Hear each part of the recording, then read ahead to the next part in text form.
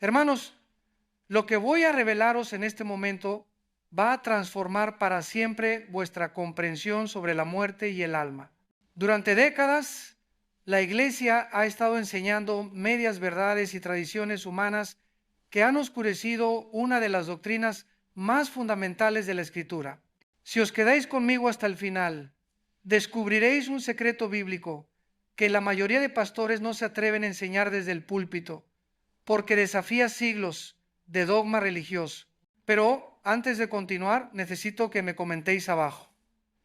¿Alguna vez os habéis preguntado qué sucede realmente con vuestra alma en el momento exacto de la muerte? Decidme si esta pregunta os ha quitado el sueño alguna vez. Mirad, durante mis más de 40 años de ministerio, he tenido el privilegio de estar presente en los últimos momentos de vida de cientos de hermanos. He visto cómo algunos partían en paz absoluta, mientras otros luchaban contra un terror inexplicable. He observado rostros que se iluminaban con una gloria celestial segundos antes del último aliento, y otros que se contraían en una angustia que ninguna medicina podía aliviar. Estos momentos me llevaron a escudriñar las Escrituras con una intensidad que jamás había experimentado antes. La muerte, hermanos, no es el final que el mundo pagano nos ha hecho creer. Tampoco es el sueño eterno que algunas sectas enseñan. La muerte es una transición, un paso dimensional que nos lleva de lo temporal a lo eterno, de lo visible a lo invisible, de lo terrenal a lo celestial. Pero para entender verdaderamente qué ocurre con el alma en ese momento crucial, debemos primero comprender qué es el alma según la revelación divina. Cuando Dios formó al hombre del polvo de la tierra y sopló en su nariz aliento de vida, el hombre se convirtió en alma viviente. Fijaos en esto. No dice que el hombre recibió un alma, sino que se convirtió en alma viviente. Esta distinción es fundamental para entender la naturaleza tripartita del ser humano. Somos espíritu, alma y cuerpo, tres dimensiones que funcionan en perfecta armonía mientras habitamos en este tabernáculo terrenal. El alma es el centro de nuestra personalidad, el asiento de nuestras emociones, nuestra voluntad y nuestro intelecto. Es aquello que nos hace únicos e irrepetibles ante los ojos de Dios. Cuando observo a mis nietos jugando en el jardín, veo cómo cada uno tiene una personalidad completamente distinta, un alma que se manifiesta de manera particular. Esta individualidad del alma es lo que permanece después de la muerte física. Pero aquí viene la primera revelación que quiero compartir con vosotros. El alma no es inmortal por naturaleza. Esta es una de las mentiras más grandes que se han infiltrado en la teología cristiana. La inmortalidad es un atributo exclusivo de Dios. Solo Él tiene inmortalidad, nos dice Pablo en su primera carta a Timoteo. Nosotros recibimos vida eterna como un regalo, como una gracia inmerecida a través de la fe en Jesucristo. Durante una conferencia en Ciudad de México, un teólogo muy respetado me desafió públicamente sobre este punto. Doctor Alducín me dijo, ¿cómo puede usted negar la inmortalidad natural del alma cuando es una doctrina aceptada por siglos? Mi respuesta fue sencilla pero contundente. Hermano, no importa cuántos siglos haya durado un error, sigue siendo un error. La palabra de Dios es nuestra única autoridad, no las tradiciones de los hombres. Recordad las palabras del Señor Jesús. No temáis a los que matan el cuerpo, mas el alma no pueden matar. Temed más bien a aquel que puede destruir el alma y el cuerpo en el infierno. Si el alma fuera inmortal por naturaleza, ¿cómo podría ser destruida? La capacidad de destrucción implica que el alma, aunque trasciende la muerte física, no es eterna por sí misma. Esta comprensión nos lleva a una verdad profunda. La vida eterna es un regalo que se recibe por fe, no una característica inherente del alma humana. Los que rechazan a Cristo no viven eternamente en tormento. Eventualmente dejan de existir. Esta es la doctrina bíblica del aniquilacionismo, que muchos consideran herética sin siquiera estudiar las Escrituras que la respaldan. Ahora bien, ¿qué sucede con el alma en el momento preciso de la muerte? Esta pregunta ha atormentado a la humanidad desde el principio de los tiempos. Las religiones paganas han creado elaboradas mitologías sobre viajes del alma, reencarnaciones y estados intermedios, pero nosotros no necesitamos especulaciones humanas. Tenemos la revelación clara de la palabra de Dios. Permíteme contaros algo que marcó profundamente mi ministerio. Hace 20 años estaba visitando a un hermano en su lecho de muerte. Era un hombre que había servido fielmente al Señor durante décadas, pero en sus últimas horas estaba lleno de temor. Pastor, me decía, no sé qué me espera del otro lado.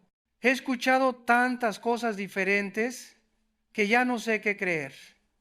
Le tomé de la mano y le leí las palabras del Señor Jesús al ladrón en la cruz.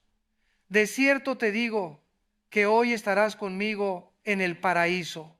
¿Captáis la importancia de esta promesa? No le dijo cuando yo regrese o después del juicio final.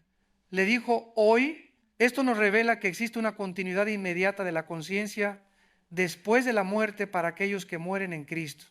El alma no entra en un estado de inconsciencia o sueño, pasa inmediatamente a la presencia del Señor. Pablo lo confirma en su carta a los Filipenses cuando dice: tengo deseo de partir y estar con Cristo, lo cual es muchísimo mejor. ¿Cómo podría ser muchísimo mejor si fuera un estado de inconsciencia? La esperanza del apóstol era partir de este cuerpo y estar inmediatamente con Cristo. No habla de esperar siglos en algún estado intermedio, sino de una transición inmediata a la presencia gloriosa del Salvador. Esta verdad debe llenar de gozo el corazón de todo creyente. La muerte física no es una separación definitiva de Dios, sino un encuentro face a face con aquel que amamos sin haberle visto. Es el momento en que nuestras oraciones se convierten en adoración directa, cuando nuestras lágrimas se transforman en risa celestial, cuando nuestras dudas se desvanecen ante la gloria manifiesta de Cristo. Pero también debemos hablar de lo que sucede con aquellos que mueren sin Cristo. Esta es una realidad que muchos predicadores modernos prefieren ignorar, pero yo no puedo suavizar la verdad de la Escritura. Los que rechazan la salvación no van inmediatamente al cielo, obviamente, pero tampoco van inmediatamente al infierno eterno. Van a un lugar que la Biblia llama Hades, un estado de espera consciente hasta el día del juicio final. Jesús nos enseñó sobre esto en la parábola del rico y Lázaro. El rico muerto estaba consciente, podía ver, sentir y comunicarse. No estaba en el infierno final, sino en un lugar de tormento temporal hasta la resurrección y el juicio. Esta distinción es crucial para entender el plan completo de Dios para la humanidad. Durante mis años de estudio en el seminario, recuerdo vívidamente cuando mi profesor de escatología nos explicó la diferencia entre Hades e infierno. Hermanos, nos decía, Hades es la sala de espera, el infierno es la sentencia final. Hades es temporal, el infierno es eterno para aquellos que persisten en su rebelión contra Dios. Esta enseñanza transformó mi comprensión de la justicia divina. Aquí surge una pregunta que muchos me han hecho a lo largo de los años. ¿Puede el alma arrepentirse después de la muerte? Esta es una cuestión de vital importancia que debemos abordar con la claridad de la Escritura. La respuesta bíblica es categórica. Después de la muerte viene el juicio. No hay segunda oportunidad. No hay purgatorio. No hay posibilidad de cambiar nuestro destino eterno. Hebreos nos dice claramente, está establecido para los hombres que mueran una sola vez y después de esto el juicio. La muerte marca el final de nuestro tiempo de gracia, el cierre de la ventana de oportunidad para la salvación. Por eso es tan urgente el mensaje del Evangelio. Por eso no podemos postergar la decisión más importante de nuestras vidas. Pero permitidme profundizar en algo que revolucionará vuestra comprensión sobre la naturaleza del alma. El alma no es una sustancia etérea que flota independientemente del cuerpo. La Biblia nos enseña que el alma y el cuerpo forman una unidad inseparable en la experiencia humana completa. Por eso la resurrección es tan fundamental en el plan de Dios. Durante una conferencia en España, un filósofo ateo me desafió diciendo: doctor, si el alma existe independientemente del cerebro, ¿por qué las lesiones cerebrales afectan la personalidad? Mi respuesta le dejó sin palabras: porque el alma se expresa a través del cuerpo en esta dimensión temporal. Un piano dañado no puede expresar completamente la belleza de la música que el pianista lleva en su corazón. Pero eso no significa que el pianista no exista. El alma, en su estado intermedio después de la muerte, experimenta una existencia consciente pero incompleta. Por eso Pablo habla de estar ausentes del cuerpo, presentes al Señor, pero también anhela ser vestidos de nuestra habitación celestial. La experiencia completa del alma requiere la resurrección del cuerpo glorificado e inmortal. Esta verdad debe cambiar radicalmente nuestra perspectiva sobre la muerte. Los funerales cristianos no deberían ser solo ceremonias de duelo, sino celebraciones de promoción. Cuando un creyente muere, no decimos adiós, sino hasta luego. No es una pérdida permanente, sino una separación temporal. El alma del creyente entra inmediatamente en la presencia de Cristo mientras nosotros continuamos nuestra peregrinación terrenal. Recuerdo el funeral de mi querido mentor, el pastor Gonzalo Báez. Sus últimas palabras fueron: Armando, no llores por mí. Yo voy a ver a Jesús, pero tú tienes trabajo que terminar aquí.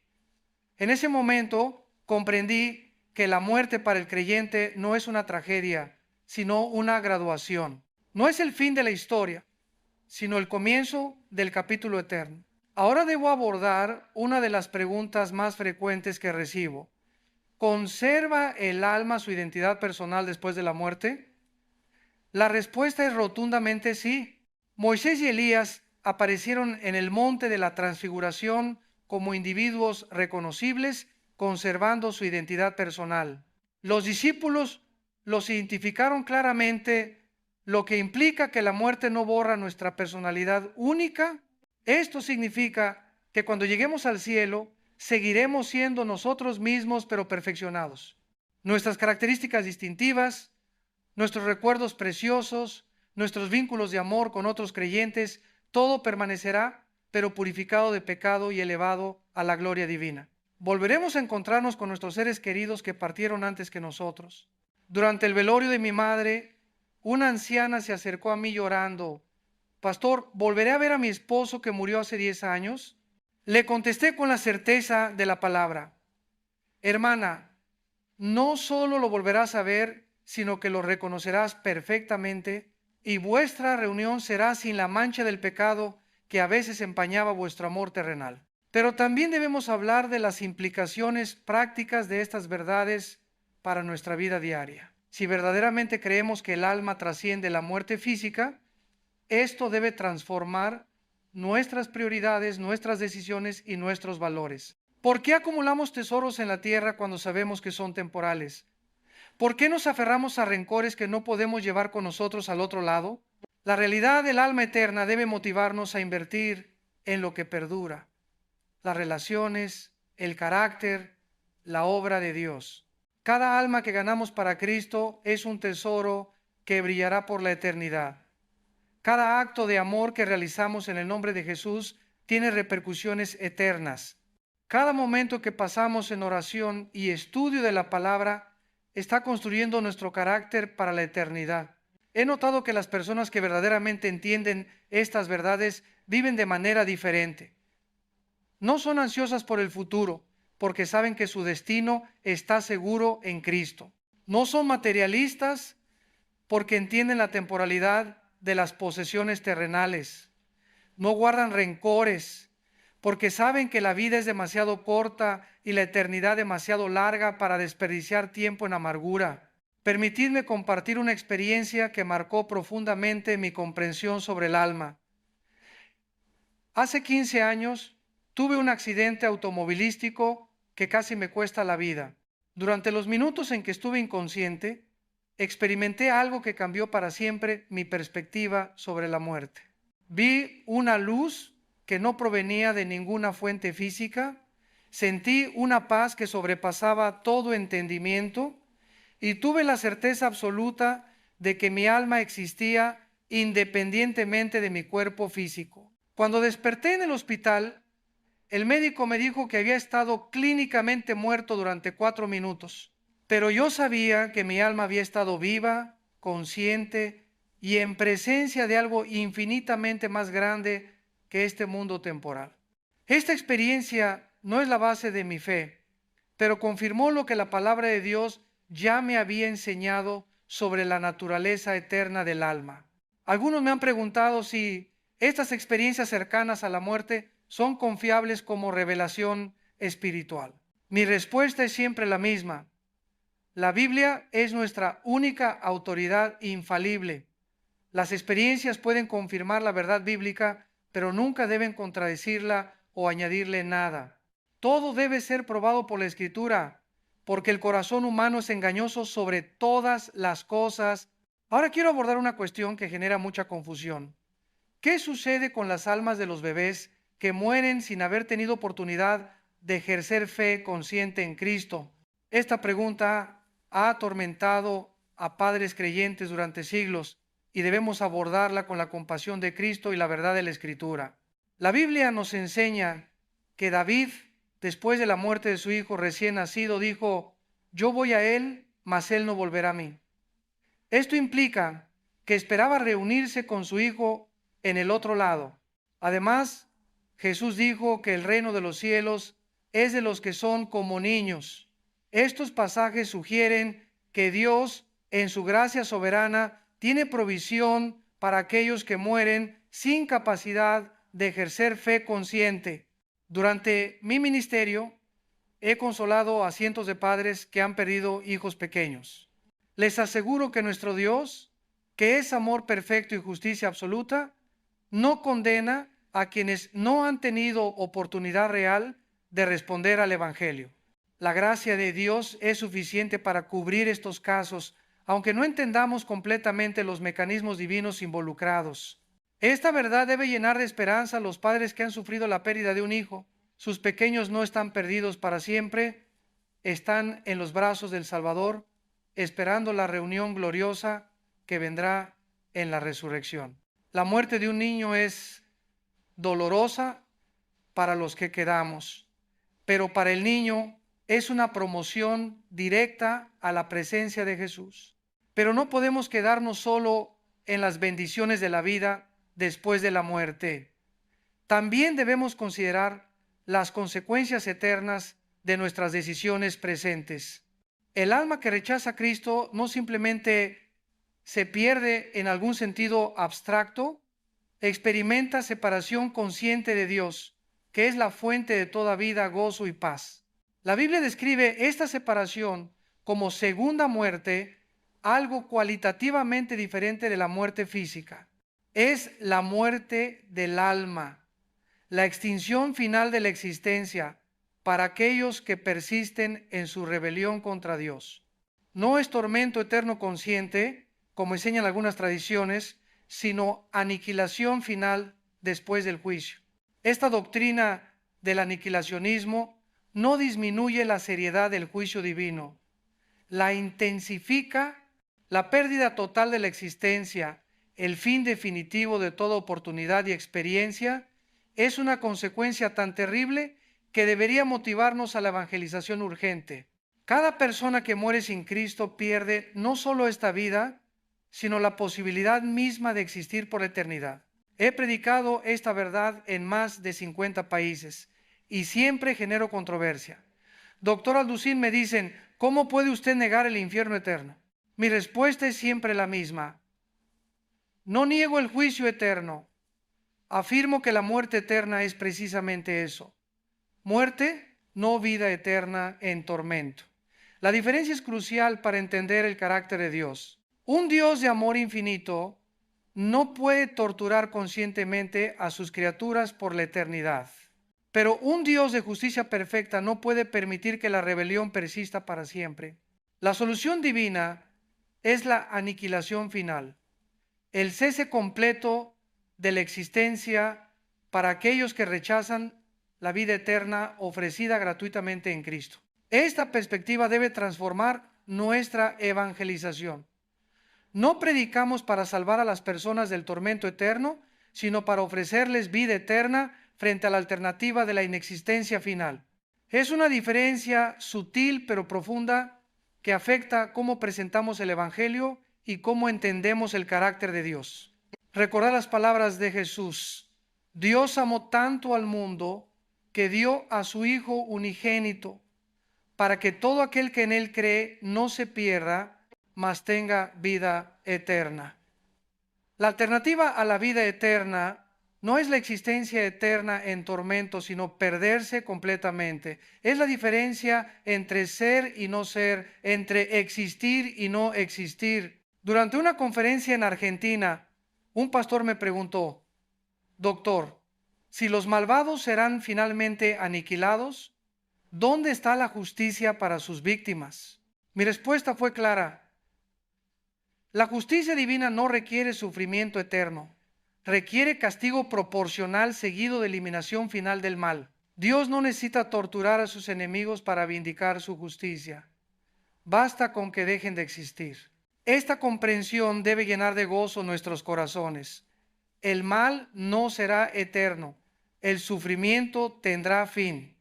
La rebelión contra Dios será finalmente erradicada del universo. Solo permanecerá lo bueno, lo bello, lo santo. Solo permanecerán aquellos que han elegido la vida eterna a través de la fe en Jesucristo. Ahora quiero hablaros sobre cómo esta comprensión del alma y la muerte debe afectar nuestra preparación para la eternidad. Si sabemos que nuestras almas trascienden la muerte física, debemos invertir tiempo y energía en el desarrollo del carácter eterno. Los músculos se debilitan, la mente puede fallar, pero el alma que se alimenta de la palabra de Dios se fortalece continuamente. La preparación para la muerte no es mórbida, es la sabiduría más práctica que podemos desarrollar. Todos vamos a morir físicamente. Es una cita ineludible que cada alma humana debe enfrentar. Pero podemos elegir si esa transición será hacia la vida eterna con Cristo o hacia la separación final de Dios. Cada día que vivimos es una oportunidad para fortalecer nuestra alma. Cada momento de oración es un ejercicio espiritual que prepara nuestra alma para la eternidad.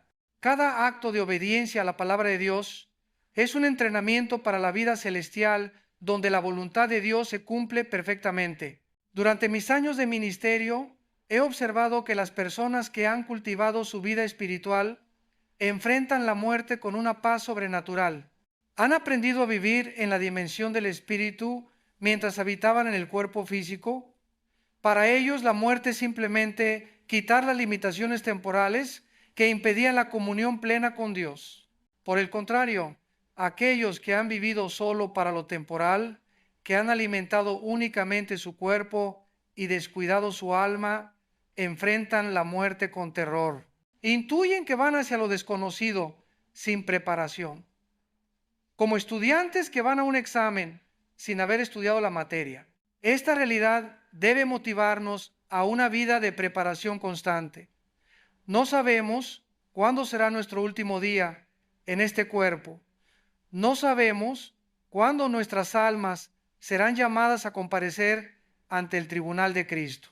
Lo único que sabemos es que ese momento llegará y debemos estar preparados.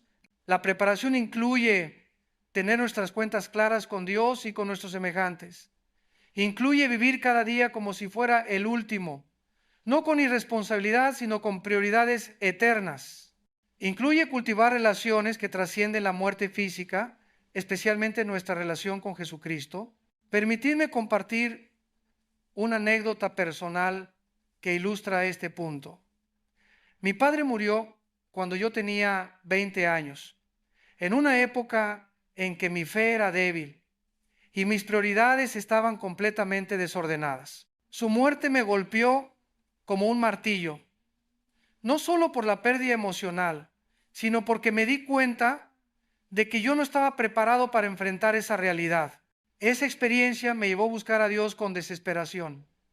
Necesitaba respuestas sobre el alma, la muerte y la eternidad.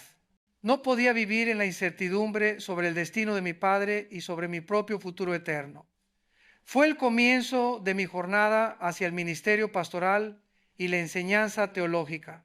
Años después comprendí que la muerte de mi padre había sido usada por Dios para despertarme a las realidades eternas. Su partida temporal había resultado en mi salvación eterna. Esta es la manera como Dios puede usar incluso las experiencias más dolorosas para sus propósitos eternos. Ahora bien, ¿cómo debe esta comprensión del alma afectar nuestro trato con los demás? Si cada persona que encontramos tiene un alma eterna, si cada individuo enfrentará la decisión más importante de la existencia, entonces cada encuentro humano tiene dimensiones eternas. El cajero del supermercado tiene un alma eterna. La mujer que limpia nuestra oficina tiene un alma que trasciende la muerte física.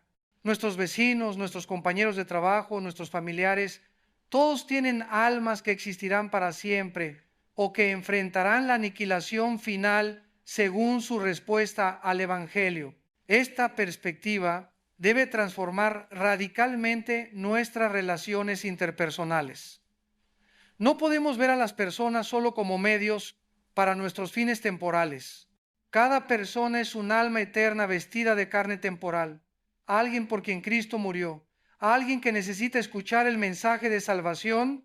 Durante mi ministerio en las prisiones, he aprendido a ver más allá de los crímenes hacia las almas que necesitan redención. He visto a asesinos convertirse en evangelistas, a narcotraficantes transformarse en pastores.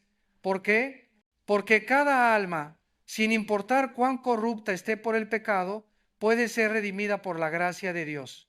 Esta verdad debe motivarnos a la evangelización personal. No podemos quedarnos callados cuando sabemos que las personas a nuestro alrededor van camino a la destrucción eterna. No podemos ser cristianos privados que guardan el Evangelio como un secreto personal. El amor por las almas debe compelernos a compartir las buenas nuevas. Pero también debemos hablar sobre el alma del creyente que aún lucha contra el pecado. La salvación inicial es solo el comienzo de la jornada del alma hacia la perfección. Cada día enfrentamos la decisión de alimentar nuestro espíritu o nuestra carne. Cada momento elegimos entre los valores eternos y las tentaciones temporales. El alma salvada no está automáticamente perfeccionada. Lleva consigo las cicatrices del pecado, los hábitos destructivos, las tendencias egoístas que han caracterizado nuestra naturaleza caída, pero también lleva la presencia del Espíritu Santo que trabaja constantemente para conformarnos a la imagen de Cristo. Esta tensión entre la carne y el Espíritu es la realidad diaria de todo creyente genuino. Pablo la describió magistralmente cuando dijo: lo que quiero hacer no lo hago, pero lo que aborrezco, eso hago.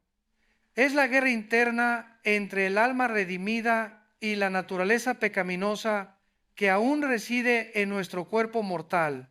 La victoria en esta guerra no viene por esfuerzo propio, sino por rendición al Espíritu Santo.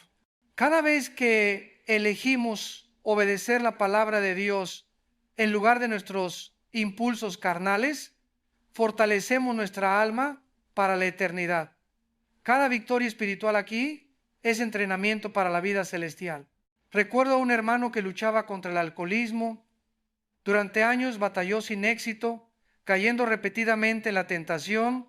Un día me dijo: pastor, creo que mi alma está condenada porque no puedo vencer este hábito. Le expliqué que la salvación no depende de nuestra perfección moral, sino de la gracia de Cristo. Su alma estaba segura, pero necesitaba ser fortalecida a través de la palabra y la oración. Gradualmente, este hermano aprendió a alimentar su alma con la verdad bíblica en lugar de alimentar su carne con alcohol. No fue una transformación instantánea, sino un proceso de crecimiento espiritual que duró varios años.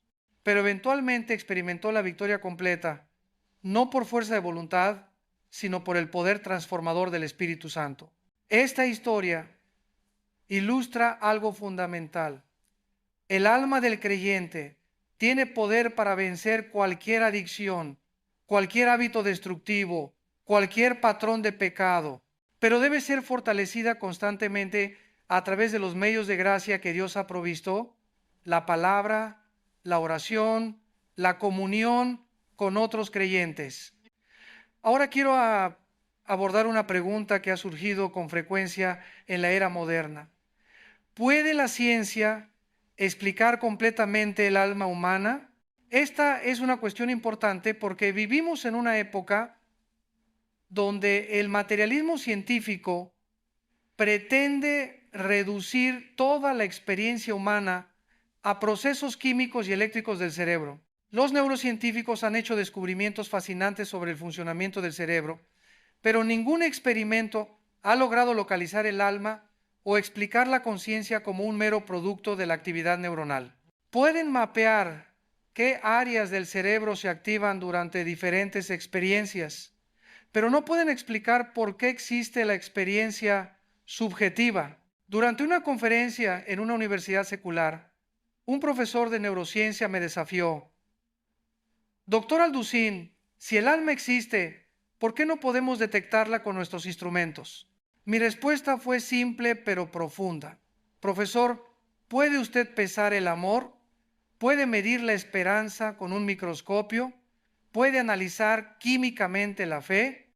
Las realidades más importantes de la existencia humana trascienden las limitaciones de la observación científica. La ciencia es maravillosa para entender el funcionamiento del mundo físico, pero tiene limitaciones inherentes cuando se trata de realidades espirituales. El alma pertenece a una dimensión que trasciende lo material, aunque se manifiesta a través de lo material mientras estamos en este cuerpo.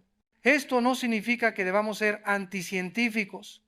Dios es el autor tanto de la revelación especial, la Biblia, como de la revelación general, la naturaleza.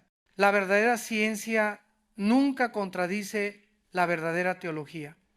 Ambas nos revelan aspectos diferentes del carácter y la obra de Dios. Pero debemos resistir la tentación de reducir el alma humana a meros procesos cerebrales. Somos más que la suma de nuestras partes físicas. Tenemos capacidades que trascienden lo material: la moralidad, la espiritualidad, la creatividad, el amor sacrificial. Estas características apuntan hacia una dimensión no material de nuestro ser. La realidad del alma también explica por qué los seres humanos en todas las culturas y épocas han tenido intuiciones sobre la eternidad, sobre la existencia de Dios, sobre la vida después de la muerte. Estas no son simplemente construcciones sociales o mecanismos evolutivos, son ecos de la realidad espiritual grabada en el alma humana. Permitidme hablaros ahora sobre las implicaciones de estas verdades para nuestro servicio cristiano. Si entendemos que cada persona tiene un alma eterna, entonces toda forma de ministerio cristiano adquiere una dimensión de urgencia eterna. No estamos simplemente mejorando las condiciones temporales de la gente, estamos trabajando por la salvación de almas eternas.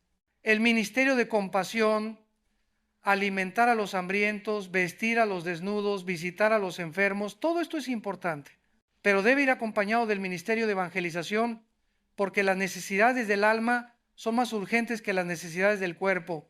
El cuerpo perece, pero el alma trasciende la muerte física. Durante mis años de ministerio en barrios marginales, aprendí que no podemos separar las necesidades físicas de las espirituales.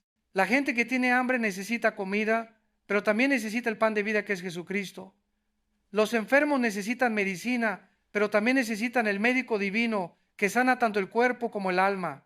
Un ministerio integral reconoce que las personas no son solo cuerpos con necesidades físicas, sino almas eternas, temporalmente vestidas de carne. Atender solo las necesidades temporales, sin abordar las necesidades eternas, es como dar aspirinas a alguien que se está muriendo de cáncer. Puede aliviar los síntomas momentáneamente, pero no resuelve el problema fundamental.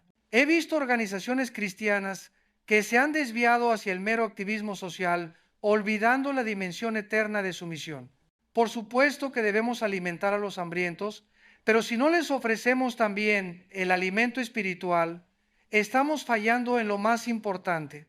Estamos salvando sus cuerpos para esta vida, mientras sus almas se pierden para la eternidad. Esta comprensión debe también transformar nuestra perspectiva sobre el sufrimiento humano.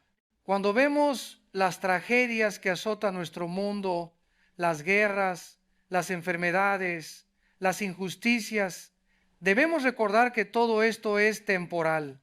El sufrimiento del cuerpo, por terrible que sea, tiene límites temporales, pero el destino del alma es eterno. No minimizo el dolor real que experimentan las personas en este mundo caído. He llorado junto a madres que han perdido hijos, he consolado a familias destruidas por la violencia, he abrazado enfermos terminales en sus últimos momentos. El sufrimiento es real y terrible, pero también es temporal para aquellos cuyas almas están seguras en Cristo. Durante el terremoto que devastó México en 1985, pasé semanas trabajando entre los escombros, ayudando a rescatar sobrevivientes y consolar a los deudos. Fue una experiencia que marcó profundamente mi ministerio. Vi cómo en momentos de tragedia extrema, las prioridades eternas del alma se volvían súbitamente claras para muchas personas. En medio de los escombros, hombres que nunca habían orado comenzaron a clamar a Dios. Mujeres que habían vivido vidas completamente seculares empezaron a preguntarse sobre la eternidad.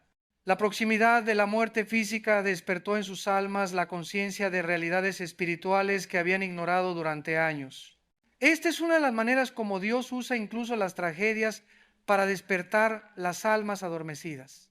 No es que Él cause el mal, sino que su gracia soberana puede transformar incluso las situaciones más terribles en oportunidades para la salvación eterna. Las crisis temporales pueden resultar en despertares espirituales permanentes, pero no debemos esperar tragedias para confrontar las realidades eternas del alma. Cada día que vivimos es una oportunidad para crecer espiritualmente, para fortalecer nuestra fe, para prepararnos para el encuentro con nuestro Creador. Cada amanecer es una nueva gracia, cada atardecer es un recordatorio de que nuestros días en este cuerpo son contados. La Biblia nos exhorta a redimir el tiempo porque los días son malos. Esto significa aprovechar cada oportunidad para el crecimiento espiritual, para el servicio a Dios, para la evangelización de los perdidos. No podemos desperdiciar nuestros años en trivialidades cuando las almas eternas están en juego. Permitidme ahora abordar una pregunta práctica que muchos creyentes enfrentan. ¿Cómo podemos tener certeza de que nuestras almas están verdaderamente salvas? Esta es una cuestión de vida o muerte eterna y debemos abordarla con la máxima seriedad y claridad bíblica.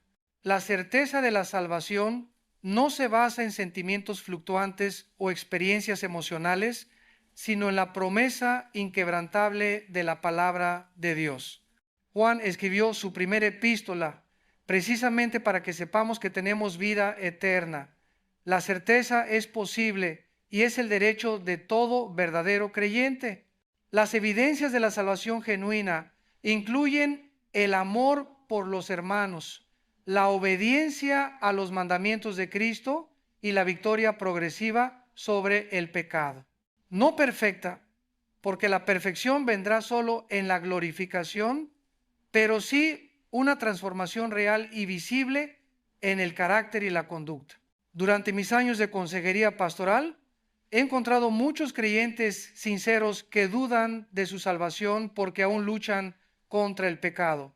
les explico que la lucha misma es evidencia de vida espiritual. Los espiritualmente muertos no luchan contra el pecado, lo disfrutan sin remordimiento. La convicción de pecado es obra del Espíritu Santo en el alma regenerada. También he encontrado personas que tienen una falsa seguridad basada en una decisión pasada sin evidencia presente de transformación. Creen que porque oraron una oración o caminaron por un pasillo en una iglesia, están automáticamente salvas sin importar cómo vivan ahora. Esta es una seguridad falsa y peligrosa. La verdadera salvación produce cambio real, no perfección instantánea, pero sí una nueva dirección de vida. El alma salvada tiene nuevos deseos, nuevas prioridades, nueva perspectiva sobre la vida. Puede caer en pecado, pero no puede vivir cómodamente en pecado continuo. Esta transformación es obra sobrenatural del Espíritu Santo, no resultado del esfuerzo humano. Por eso podemos tener confianza. Si vemos evidencias de vida espiritual en nuestras almas, podemos estar seguros de que Dios ha comenzado la obra de salvación y la completará hasta el día de Jesucristo. Ahora quiero hablaros sobre la importancia de preparar nuestras almas para la muerte mientras aún tenemos tiempo. Esta preparación no es mórbida o deprimente, es la sabiduría más práctica que podemos desarrollar. Todos vamos a morir físicamente, es una estadística del 100%. La preparación incluye, primero, asegurar nuestra salvación a través de la fe en Jesucristo. No hay otra manera de preparar el alma para la eternidad. Todas las religiones humanas, todas las filosofías, todos los esfuerzos morales son insuficientes. Solo Cristo puede reconciliar el alma con Dios y garantizar vida eterna. Segundo, debemos vivir cada día en la luz de la eternidad. Esto significa tomar decisiones basadas en valores eternos, no en conveniencias temporales. Significa invertir en lo que perdura, el carácter, las relaciones, la obra de Dios. Significa rechazar las tentaciones que pueden dañar nuestra alma por placeres momentáneos. Tercero, debemos cultivar una vida de oración y estudio bíblico que fortalezca nuestra alma para enfrentar los desafíos de la vida y las tentaciones del enemigo. El alma que se alimenta regularmente de la palabra de Dios desarrolla discernimiento espiritual y resistencia moral. Durante una conferencia en Colombia conocí a un anciano pastor que había servido fielmente durante 60 años. Le pregunté cuál era su secreto para mantener la fe a través de tantas décadas de ministerio. Su respuesta fue simple pero profunda. Hermano Armando, cada día he vivido como si fuera el último, pero he planificado como si fuera a vivir 100 años más. Esta perspectiva equilibrada es crucial para la salud del alma. Vivir con urgencia eterna, pero también con responsabilidad temporal. Estar preparados para partir en cualquier momento, pero también comprometidos con nuestras responsabilidades presentes mientras Dios nos mantenga en este mundo. La preparación del alma también incluye resolver conflictos pendientes, perdonar ofensas pasadas y reconciliarnos con aquellos a quienes hemos herido. No podemos llevar rencores o culpas al otro lado. El alma debe estar limpia ante Dios y en paz con los hombres. He visto personas en sus lechos de muerte que no podían partir en paz porque tenían asuntos sin resolver, padres que no habían perdonado a hijos rebeldes, esposos que cargaban culpas de infidelidades pasadas, amigos que habían roto relaciones por orgullo. Estos conflictos no resueltos atormentaban sus almas en los momentos finales. Por eso es crucial mantener nuestras cuentas claras día a día, no acumular amargura, no postergar el perdón, no guardar secretos que destruyen la paz del alma. Vivir con transparencia ante Dios y con integridad ante los hombres es la mejor preparación para enfrentar la muerte. Quiero también abordar el tema de cómo esta comprensión del alma debe afectar nuestra actitud hacia el envejecimiento y la enfermedad. En una cultura obsesionada con la juventud y la salud física, los creyentes deben tener una perspectiva radicalmente diferente sobre estos procesos naturales. El envejecimiento del cuerpo no es una tragedia para el alma redimida, es una preparación para la glorificación. Cada arruga es un recordatorio de que nuestro verdadero hogar no está en este mundo. Cada dolor físico nos recuerda que anhelamos un cuerpo glorificado que no conocerá enfermedad ni debilidad. La enfermedad puede ser una de las herramientas más efectivas de Dios para desarrollar el carácter del alma. He visto personas crecer espiritualmente más durante meses de enfermedad que durante décadas de salud perfecta. El sufrimiento físico puede profundizar la fe, desarrollar la paciencia y fortalecer la esperanza en la resurrección. Esto no significa que debemos buscar la enfermedad o descuidar nuestra salud física. El cuerpo es templo del Espíritu Santo y debemos cuidarlo apropiadamente. Pero cuando la enfermedad viene, debemos verla como una oportunidad para el crecimiento espiritual, no como una maldición sin propósito. Durante mi propia batalla contra el cáncer hace 10 años, experimenté esta verdad de manera personal. Los meses de quimioterapia fueron físicamente brutales, pero espiritualmente transformadores. Mi alma se fortaleció mientras mi cuerpo se debilitaba. Mi fe se profundizó mientras mi energía física se agotaba. En esos momentos de debilidad corporal extrema, experimenté la presencia de Dios de una manera más intensa que nunca antes. Era como si la fragilidad del cuerpo hubiera eliminado las distracciones que normalmente impedían la comunión profunda del alma con su Creador. Esta experiencia me enseñó que Dios puede usar cualquier circunstancia, incluso las más difíciles, para el bien de nuestras almas. La enfermedad que parecía ser un obstáculo se convirtió en una herramienta divina para mi crecimiento espiritual. Lo que el enemigo planeó para mal, Dios lo transformó para bien. Ahora quiero hablaros sobre una verdad que puede resultar controversial, pero que es bíblicamente innegable. No todas las almas tienen el mismo destino eterno.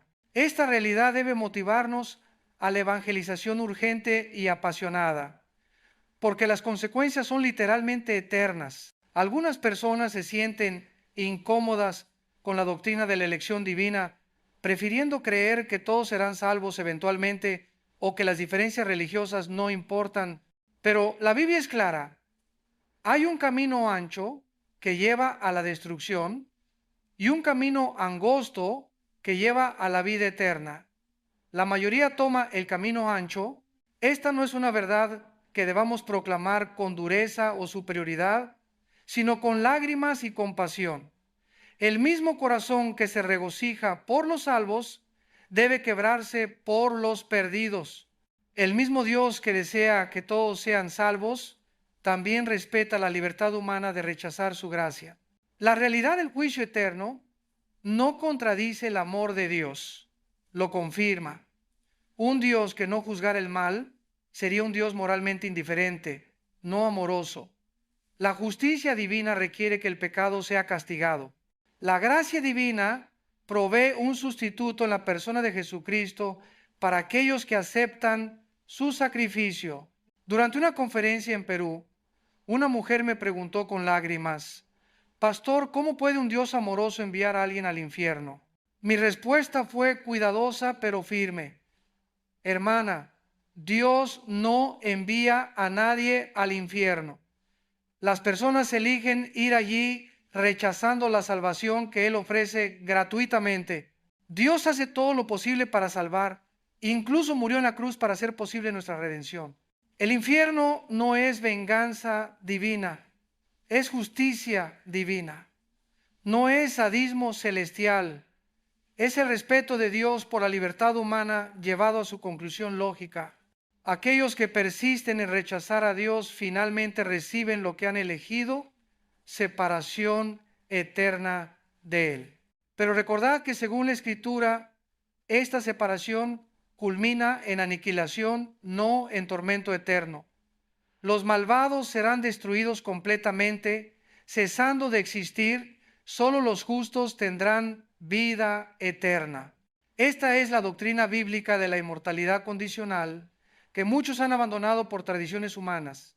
Esta verdad debe urgir nuestros esfuerzos evangelísticos. Cada día que pasa sin que compartamos el Evangelio con los perdidos es un día menos que tienen para responder a la gracia de Dios. No sabemos cuándo será demasiado tarde para cada persona individual. La evangelización no es solo responsabilidad de los pastores y misioneros, es el llamado de todo creyente. Cada alma salvada tiene la responsabilidad de compartir el mensaje que salvó su propia alma. No podemos guardar silencio cuando conocemos el único camino de salvación. Permitidme contaros sobre un encuentro que cambió mi perspectiva sobre la evangelización personal. Hace 20 años, en un vuelo a Europa, me senté junto a un empresario exitoso que parecía tenerlo todo: riqueza, poder, prestigio. Durante la conversación, descubrí que su alma estaba vacía y desesperada. Al principio dudé si debía hablarle sobre el Evangelio. Era obviamente una persona educada y sofisticada. No se ofendería si le hablaba de Jesucristo, pero el Espíritu Santo me impulsó a compartir, y para mi sorpresa, este hombre estaba hambriento de verdad espiritual. Durante ese vuelo de 8 horas, tuve el privilegio de guiarlo a los pies de Cristo. Años después, se convirtió en un evangelista laico poderoso que ha llevado cientos de almas al reino. Todo porque alguien se atrevió a hablarle a su alma sobre las realidades eternas. Esta experiencia me enseñó que nunca sabemos cuándo alguien está preparado para recibir el evangelio. Nuestro trabajo no es juzgar quién está listo. Nuestro trabajo es ser fieles en compartir el mensaje y permitir que el Espíritu Santo haga la obra de convicción en las almas. Cada persona que encontramos es una oportunidad potencial para la evangelización. Cada conversación casual puede convertirse en una conversación eterna. Cada relación humana tiene dimensiones que trascienden lo temporal si tenemos ojos para verlas y valor para actuar. Pero la evangelización efectiva requiere que nuestras propias almas estén en comunión íntima con Dios.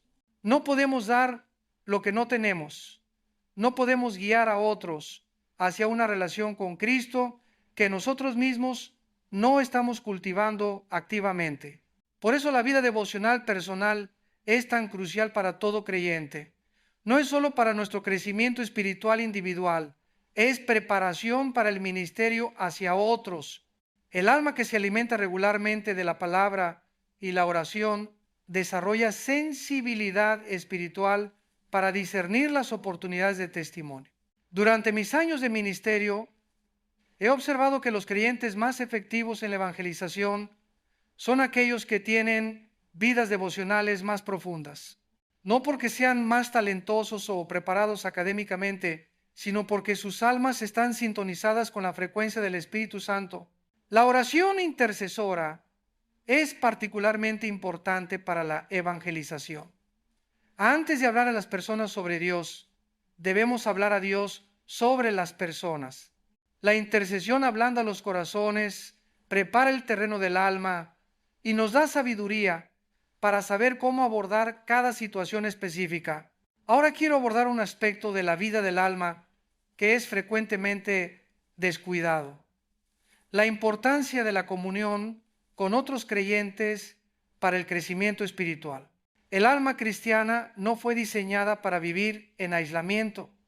Necesita la nutrición que viene de la fellowship genuina con otros seguidores de Cristo. La iglesia local no es simplemente una organización religiosa, es una comunidad de almas redimidas que se fortalecen mutuamente en la fe. Cuando nos congregamos para adorar, estudiar la palabra y compartir nuestras vidas, nuestras almas se nutren de maneras que no pueden ser replicadas en la devoción solitaria. He conocido muchos creyentes que intentan mantener su fe sin participar activamente en una iglesia local. Inevitablemente sus almas se debilitan espiritualmente, se vuelven vulnerables a las dudas, las tentaciones y las filosofías mundanas porque han perdido el fortalecimiento que viene de la comunidad cristiana. La vida cristiana es tanto individual como corporativa. Necesitamos tiempo personal con Dios, pero también necesitamos tiempo corporativo con el pueblo de Dios. El alma crece mejor en el contexto de relaciones saludables con otros creyentes que pueden animarnos, corregirnos y desafiarnos en nuestra jornada espiritual. Durante mi ministerio pastoral, he visto cómo la comunión cristiana genuina puede transformar vidas de maneras milagrosas. Personas tímidas que descubren dones de liderazgo, individuos heridos que encuentran sanidad a través del amor fraternal, creyentes débiles que se fortalecen mediante el ejemplo de hermanos maduros. Esta comunión debe ir más allá de reuniones religiosas superficiales. Debe incluir relaciones profundas, donde podamos ser vulnerables sobre nuestras luchas, donde podamos recibir consejo bíblico en tiempos de dificultad, donde podamos celebrar juntos las victorias que Dios nos concede.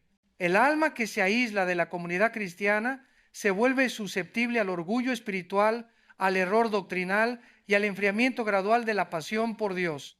Necesitamos la corrección amorosa de hermanos maduros, el ánimo de compañeros de fe y la responsabilidad mutua que viene de relaciones cristianas auténticas. Esto no significa que debemos ser dependientes de otros para nuestra estabilidad emocional o espiritual. Nuestra dependencia principal debe ser de Dios, pero Él ha ordenado que crezcamos en el contexto de la comunidad cristiana, no en aislamiento religioso. La participación activa en una iglesia local sana debe ser una prioridad para todo creyente serio. No solo asistir a servicios como espectador, sino involucrarse en el ministerio, contribuir con dones y talentos y desarrollar relaciones significativas con otros miembros del cuerpo de Cristo. Quiero ahora hablaros sobre cómo la comprensión correcta del alma debe afectar nuestra perspectiva sobre las riquezas y las posesiones materiales. Jesús enseñó más sobre el dinero que sobre cualquier otro tema excepto el reino de Dios, porque entendía cómo las posesiones materiales pueden afectar la salud del alma. El alma humana tiene una tendencia natural hacia la idolatría y las riquezas pueden convertirse fácilmente en ídolos que compiten con Dios por nuestra lealtad.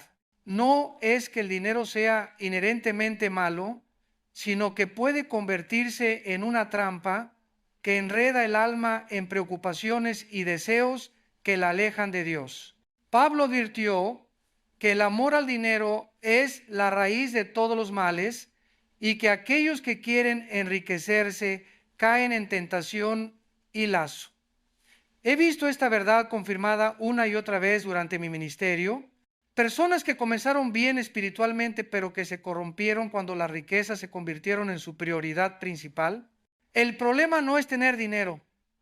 El problema es que el dinero nos tenga a nosotros. Hay creyentes ricos que usan sus recursos para la gloria de Dios y el avance del reino. Y hay personas pobres que son codiciosas y materialistas en su corazón. La cuestión no es la cantidad de posesiones, sino la actitud del alma hacia las posesiones.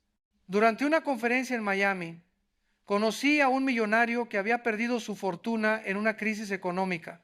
Me dijo: pastor, pensé que perdería la fe cuando perdí el dinero, pero descubrí algo sorprendente. Mi alma nunca había estado más en paz. Las riquezas eran una carga que no me daba cuenta que estaba llevando. Esta experiencia ilustra una verdad profunda. Las posesiones materiales pueden ser una distracción del alma, incluso cuando no se convierten en ídolos abiertos. Requieren tiempo, energía y atención que podrían estar dedicados a prioridades eternas. Pueden crear ansiedades y preocupaciones que roban la paz del alma. Por eso Jesús enseñó que es difícil para los ricos entrar en el reino de Dios.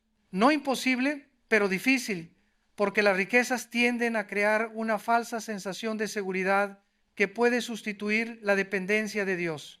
El alma rica puede engañarse pensando que no necesita a Dios, porque puede comprar soluciones para sus problemas. La perspectiva cristiana sobre las posesiones debe ser radicalmente diferente de la perspectiva mundana.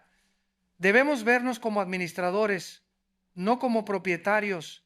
Todo lo que tenemos es un préstamo de Dios que debemos usar para su gloria y el bien de otros, especialmente para la extensión del reino. Esta perspectiva libera el alma de la ansiedad y la codicia que caracterizan a aquellos que ven las posesiones como su seguridad. También nos motiva a la generosidad, porque entendemos que dar es simplemente transferir recursos de una cuenta terrenal temporal a una cuenta celestial eterna. La generosidad es una de las disciplinas espirituales más importantes para la salud del alma.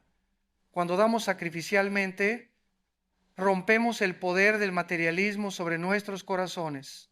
Cuando contribuimos al reino de Dios, almacenamos tesoros en el cielo donde ni la polilla ni el orín corrompen. He observado que los creyentes más gozosos y con mayor paz son frecuentemente aquellos que han aprendido a dar generosamente, no porque tengan más dinero, sino porque han roto las cadenas del materialismo que esclavizan tantas almas. Han descubierto la bendición de ser canales de la gracia de Dios hacia otros. Esto no significa que debemos vivir en pobreza voluntaria o descuidar nuestras responsabilidades familiares. Significa que debemos mantener nuestras posesiones en perspectiva apropiada, usándolas como herramientas para servir a Dios en lugar de permitir que se conviertan en nuestros maestros.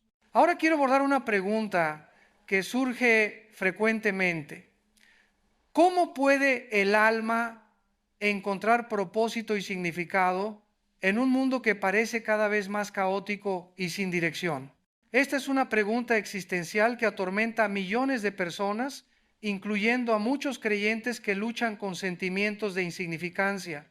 La respuesta se encuentra en entender que cada alma tiene un propósito único en el plan eterno de Dios. No somos accidentes cósmicos o productos casuales de procesos evolutivos sin dirección. Somos creaciones intencionales de un Dios que tiene planes específicos para cada vida individual. Este propósito trasciende las circunstancias temporales. No importa cuán pequeña o insignificante pueda parecer nuestra vida desde una perspectiva humana. En los planes de Dios, cada alma redimida tiene un papel importante que cumplir en su reino eterno. Pablo expresó esta verdad cuando dijo que somos hechura de Dios, creados en Cristo Jesús para buenas obras que Él preparó de antemano para que anduviésemos en ellas. Cada creyente tiene asignaciones divinas específicas que solo él o ella puede cumplir. Nuestro trabajo es descubrir y cumplir esos propósitos únicos. Durante mis años de consejería, he ayudado a cientos de personas a descubrir su propósito divino. Frecuentemente descubren que sus experiencias más dolorosas, sus trasfondos únicos, sus combinaciones específicas de dones y talentos, todo ha sido preparado por Dios para ministerios específicos. Una mujer que había sufrido abuso infantil se convirtió en una consejera poderosa para otras víctimas. Un hombre que había luchado contra adicciones se transformó en un evangelista efectivo en programas de rehabilitación.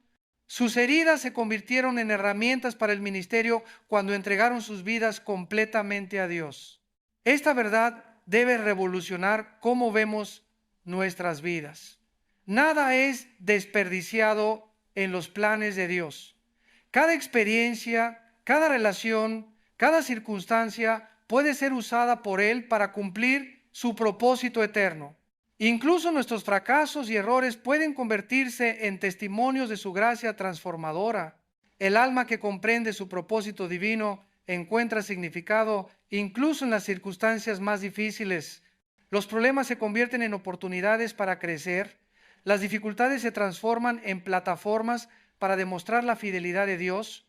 Los sufrimientos se ven como preparación para ministerios futuros.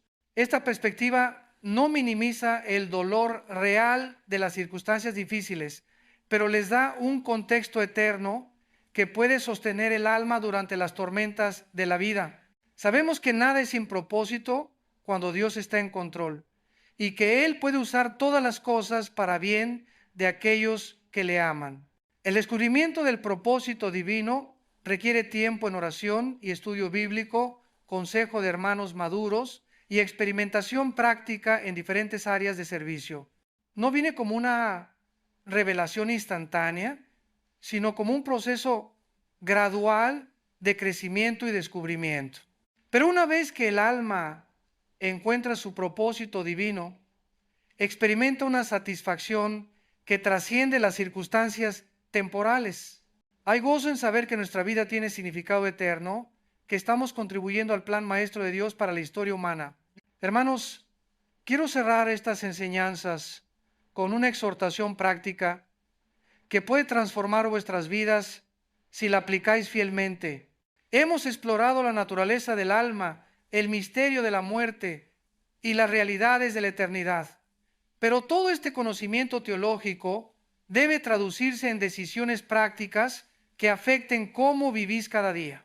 Primero, si hay alguna duda sobre la salvación de vuestra alma, resolved esa cuestión hoy mismo.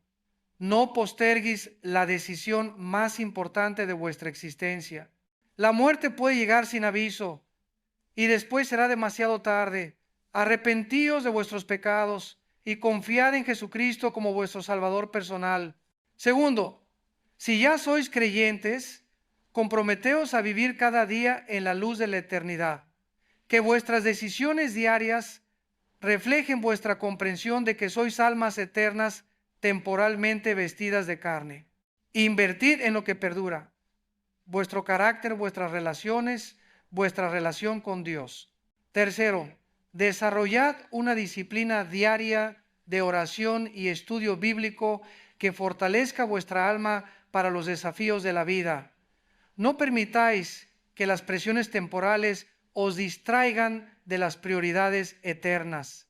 Alimentad vuestra alma con la palabra de Dios, tanto como alimentáis vuestro cuerpo con comida física. Cuarto, comprometeos activamente con una iglesia local donde podáis crecer espiritualmente y servir a otros.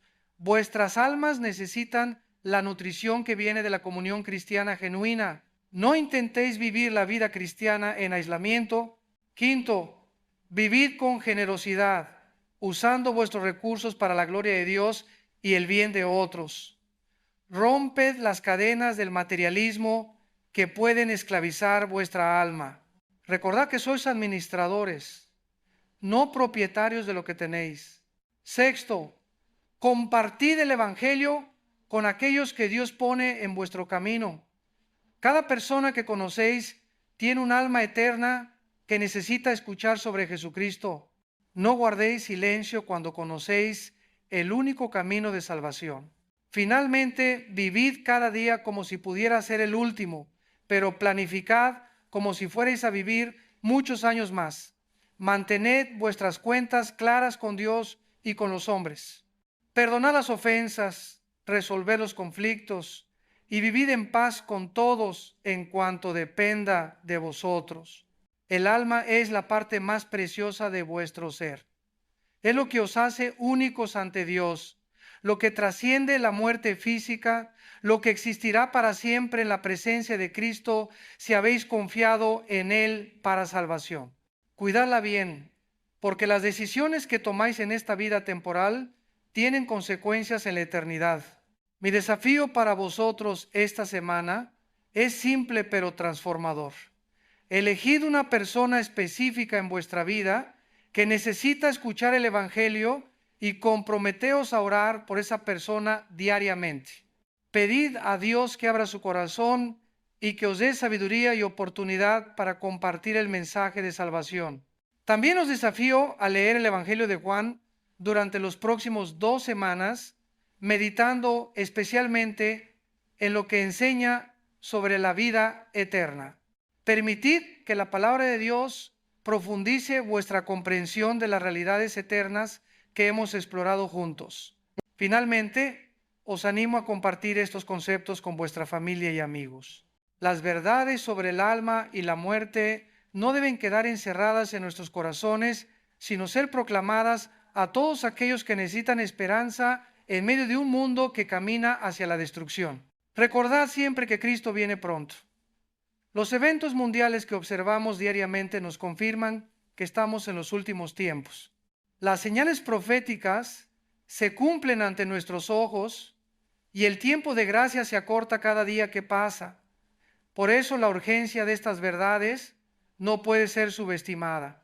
Cada alma que encontramos puede ser nuestra última oportunidad de compartir el Evangelio con esa persona específica. Como nos enseña la Escritura en 1 de Pedro, mas el fin de todas las cosas se acerca. Sed pues sobrios y velad en oración. Nuestras almas deben estar preparadas, despiertas y vigilantes, porque no sabemos ni el día ni la hora cuando nuestro Señor regresará o cuando seremos llamados a su presencia. La muerte no respeta edad, posición social o planes humanos, pero para el alma preparada, la muerte es simplemente la puerta de entrada a la vida verdadera. Que estas enseñanzas no queden solo como conocimiento intelectual en vuestras mentes, sino que se conviertan en fuego ardiente en vuestros corazones, que os impulse a vivir con pasión eterna. Que cada día que Dios os conceda sea una oportunidad para glorificarle, para servir a otros y para preparar vuestras almas para la eternidad que nos espera en su presencia gloriosa. Dios os bendiga ricamente mientras aplicáis estas verdades a vuestras vidas. No olvidéis comentar abajo cómo estas enseñanzas han impactado vuestra comprensión sobre el alma y la muerte. Y compartid este mensaje con aquellos familiares y amigos que necesitan escuchar estas verdades eternas. Que la gracia de nuestro Señor Jesucristo, el amor de Dios Padre y la comunión del Espíritu Santo sean con todos vosotros. Amén.